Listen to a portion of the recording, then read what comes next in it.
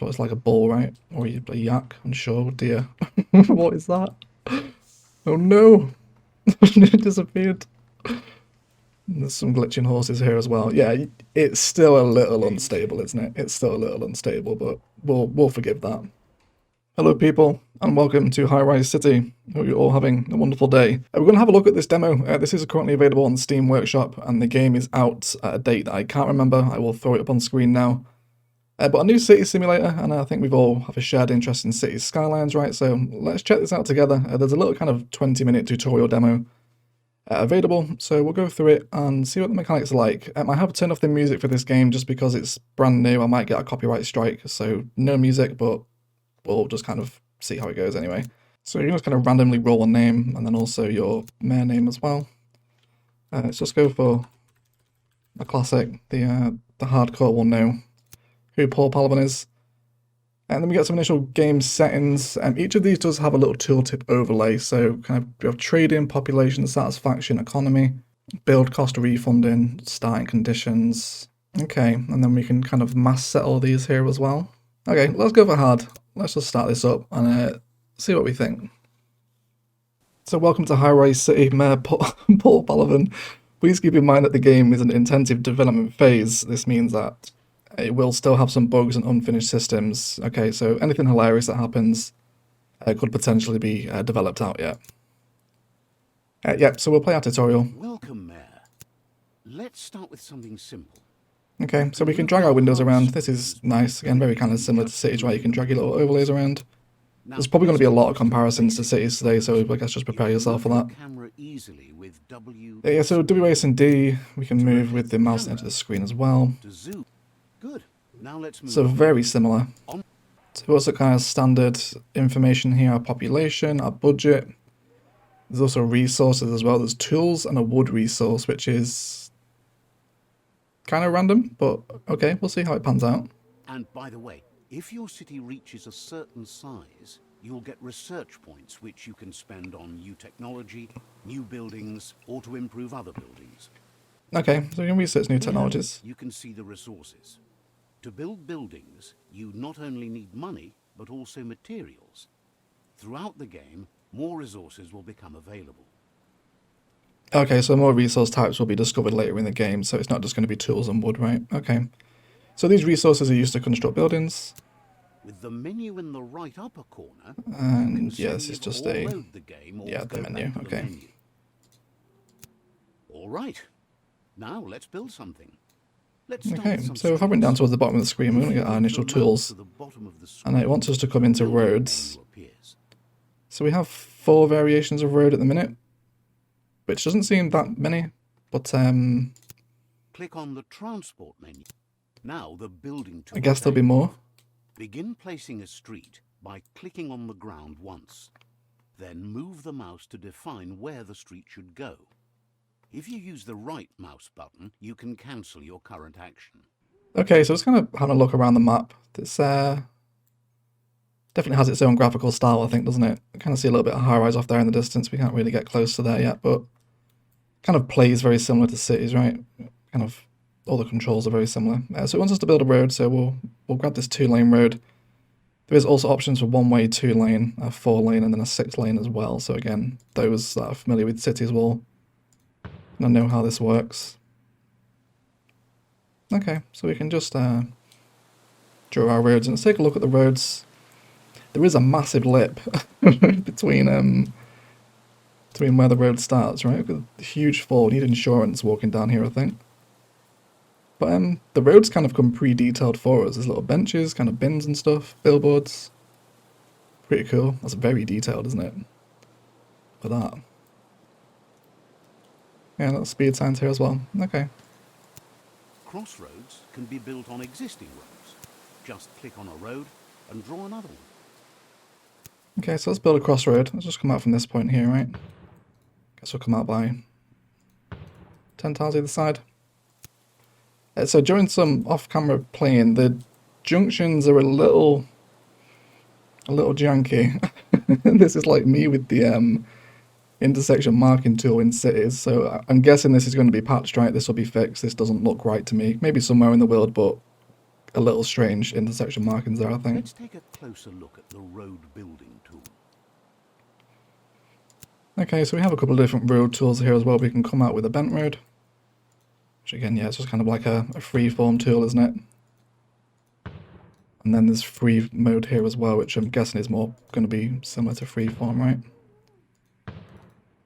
Yeah, okay. So it looks like the road maintains this look all the way down with the kind of on-street detailing. On the left, you can switch between straight and curved streets. The choice is yours. Okay. Shall we now get some residents into your city?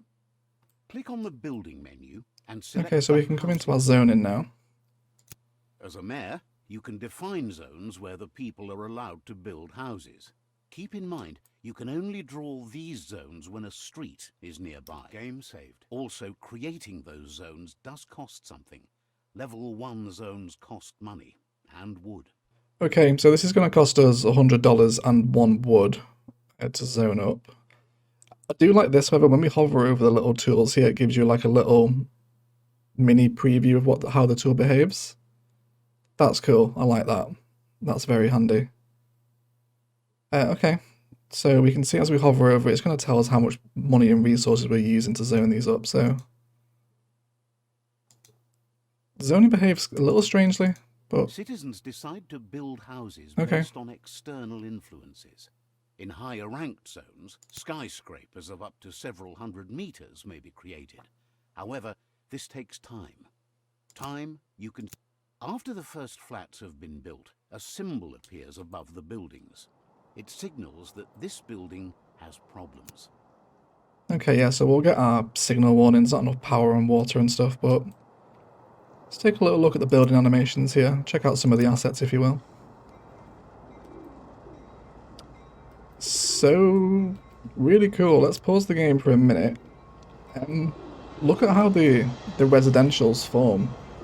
They kind of come with their own back alleys. And then there's more housing behind this. Super detailed residential assets as well. And all these little back gardens and stuff. Be interesting to see how much variation there is within this, but really nicely detailed kind of residential assets, right? So this is all just by manually zoning your residential. There's no like separate detailing going on here.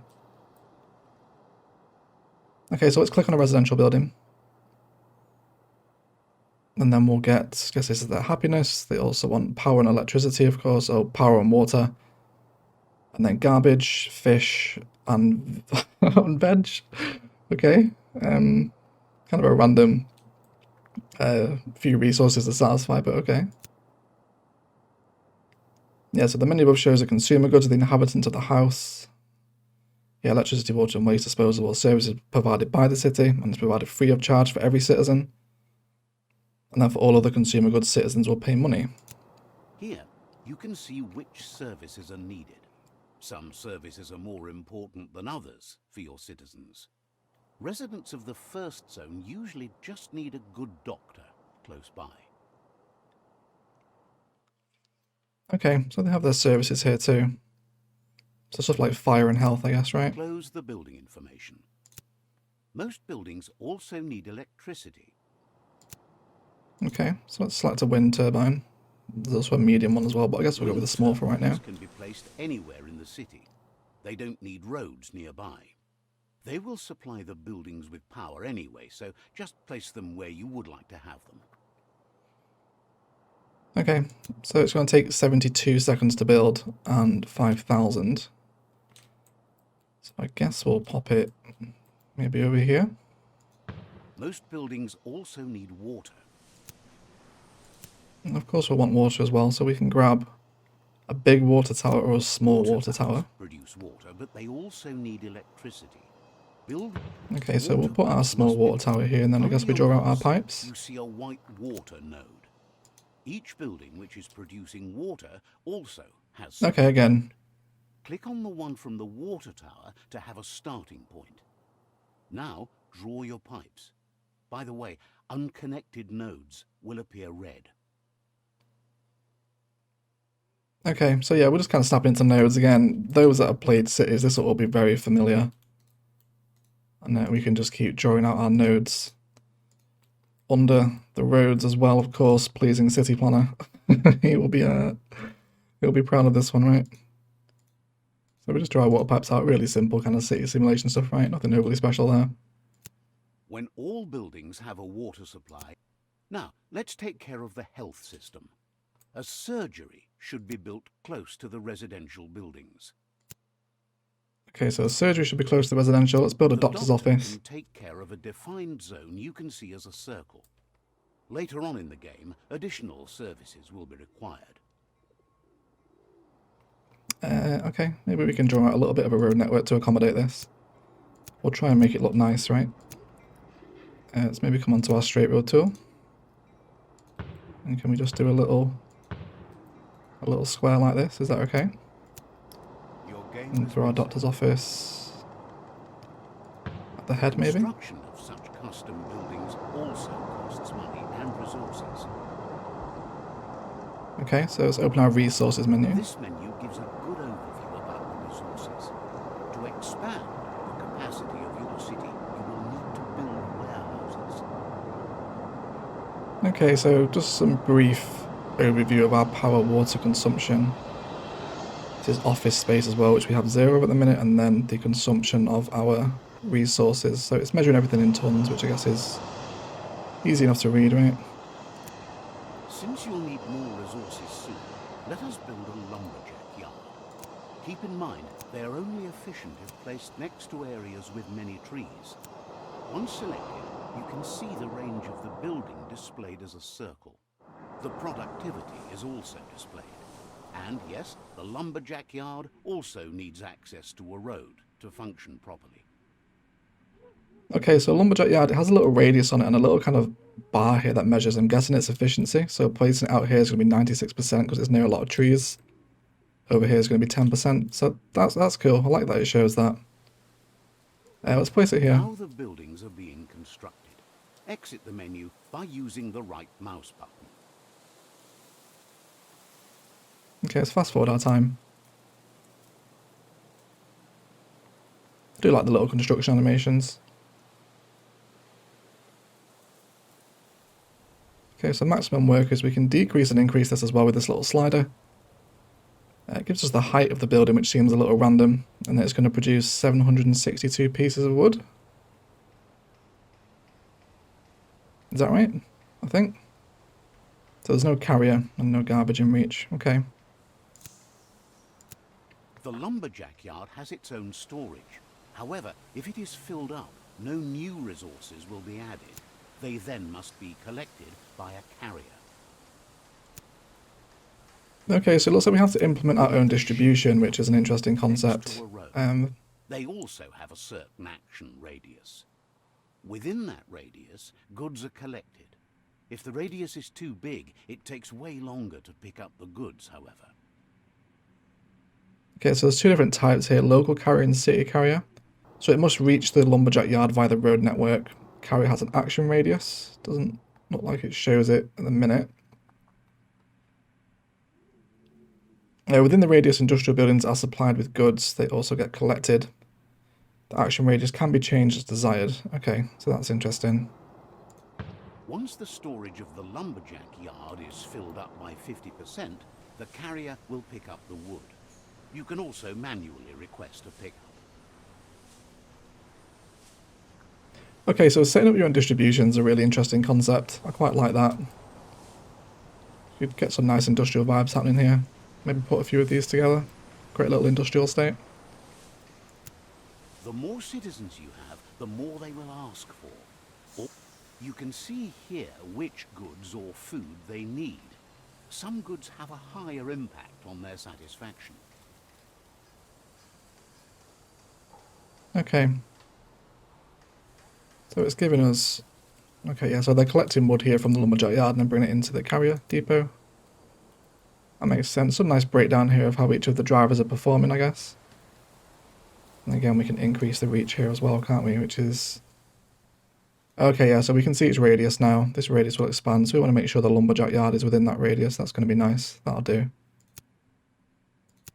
The lowest class needs fish and vegetables. Okay, so we want fish and veg next. Let's build a fishery. Let's come in and grab another road again. I'm guessing this is going to want to be placed near the water, right? Let's maybe come out from here instead. Let's come into resources. Let's grab ourselves a fishery. To build a farm, you need to define an area with surrounding streets. The roads must be a closed system. Existing roads can also be used. Okay. So it would have been nicer to have that maybe a little bit closer to the water. There's some nice animals around here as well. There's, guess what, it's like a bull, right? Or a yak, I'm sure, deer. What is that? Oh no! It disappeared. There's some glitching horses here as well. Yeah, it's still a little unstable, isn't it? It's still a little unstable, but we'll forgive that. Okay, is this happening with all the buildings? Yeah, that lip on the road does maintain, that we saw at the start. So that's a little strange. That would be nice if it was just flush with the ground. We already have some traffic, which is promising, right? Okay. Alright, so it wants us to build a vegetable farm now. So in order to be able to build a farm area with surrounding streets is defined, in which you define a starting point and several intermediate points with the left mouse button. Okay, so let's maybe bring a farm over here if we can. Let's go for vegetable farm. Although it won't let me place it there. Okay, so let's try and draw this elsewhere. Looks like we're a little bit too close there. So if I'm reading the way that this is behaving correctly, we can draw out with a road here, and then let's come into our food and then grab the vegetable farm. Maybe bring it behind our residentials as well. Okay, there we go. Okay, so it kind of fills in the farm area that you define with the road, and the road decal does change here. We are away from these kind of billboard roads now. Let's pop our game on 3 speed as well. These aren't controlled with 1, 2, and 3 as well, which I'm hoping you can maybe hotkey, because that would be nice. So again, it's giving us kind of maximum worker sliders, how much it's producing. We can also change the farm model here as well. Let's have a look at it in a minute. The Sims are very detailed, if not a little bit pale or yellow. This guy looks like he's suffering from liver failure. And then this guy is very green. Okay, but there's a little farmyard here and then some crops outside. So what happens if we hit change farm model here? Okay, so it changes like the texture of the fruit, or the veg rather. So it's just turned into cabbages now. What else do we have? Some roses. Little rose farm.